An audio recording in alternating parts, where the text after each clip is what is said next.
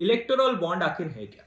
Electoral bond एक तरीके का फाइनेंशियल टूल है। ऐसा फाइनेंशियल टूल जो कि पॉलिटिकल पार्टीज को फंड करने के काम में आता है। नाउ क्वेश्चन ये कि ये बॉन्ड क्यों लाए गए, इनकी जरूरत क्या थी और इनके आने के बाद में किस तरीके के चैलेंजेस आए, उसको जानने के लिए वीडियो को एंड तक देखिए। फाइनेंस मिनिस्टर अरुण जेटली ने इलेक्टोरल बॉन्ड 2017 के फाइनेंस बिल में प्रपोज किए, बट ये बॉन्ड 2 जनवरी 2018 को लागू हुए। ये बॉन्ड लाए गए क्योंकि पॉलिटिकल पार्टीज के पास में आए हुए पैसे का कोई हिसाब नहीं था। साथ ही साथ में कितना आ रहा था, कहाँ जा रहा था, उसका अनुमान लगाना बहुत ही मुश्किल। मान लेते हैं एक पॉलिटिकल पार्टी को 100 रुपए मिल रहा था, जिसमें से 10 रुपए वो लगाती थी या 90 रुपए खा जाती थी। ऐसे ही कोई आम नागरिक या कोई कंपनी डोनेट करती थी ताकि रूलिंग पार्टी के थ्रू फेवर्स ले सके। इस ग्रे एरिया को वाइट करने के लिए ये बॉन्ड्स लाए गए। ये बॉन्ड लाए गए ताकि ब्लैक मनी एंड करप्शन को कम किया जाए। कौन सी पार्टीज इलेक्टोरल बॉन्ड के थ्रू डोनेशन ले सकती है? जिन पार्टीज को minimum 1% vote Lok Sabha and state assembly election में मिले हो, वही पार्टीज अपना account election commission of India के थ्रू SBI में खुलवा सकती है। साथ ही साथ में कौन इन्हें डोनेट कर सकता है एंड कब आप इसको विड्रॉ कर सकते हैं वो समझते हैं। कोई भी फर्म, कंपनी या फिर इंडिविजुअल इसे डोनेट कर सकती है, लेकिन कब डोनेट कर सकती है? हर क्वार्टर के पहले महीने के इनिशियल 10 दिन में आप इसे डोनेट कर सकते हैं।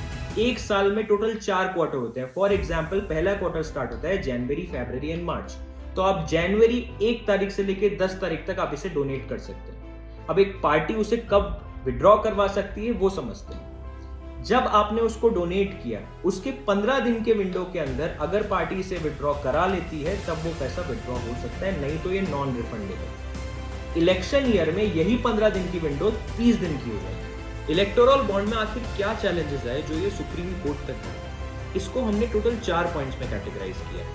पहला, right to information. Electoral bond एक तरीके का एनोनिमस एक्ट है। जिसने डोनेट किया, जिसको डोनेट किया, उसका पता लगाना बहुत ही मुश्किल है। एज पर RTI एक्ट, जनता को ये जानने का पूरा हक है कि कहाँ से पैसा आता है और कौन सी पॉलिटिकल पार्टी को जाता है। दूसरा, कोई भी इंडिविजुअल कंपनी या फर्म इस अनोनिमस तरीके से डोनेट करके फेवर्स ले सकती है और इस तरीके के बहुत सारे केसेस सामने भी आए हैं। तीसरा, पहले डोनेशन देने का क्राइटेरिया 7.5% ऑफ प्रॉफिट्स या फिर 10% ऑफ रेवेन्यू था।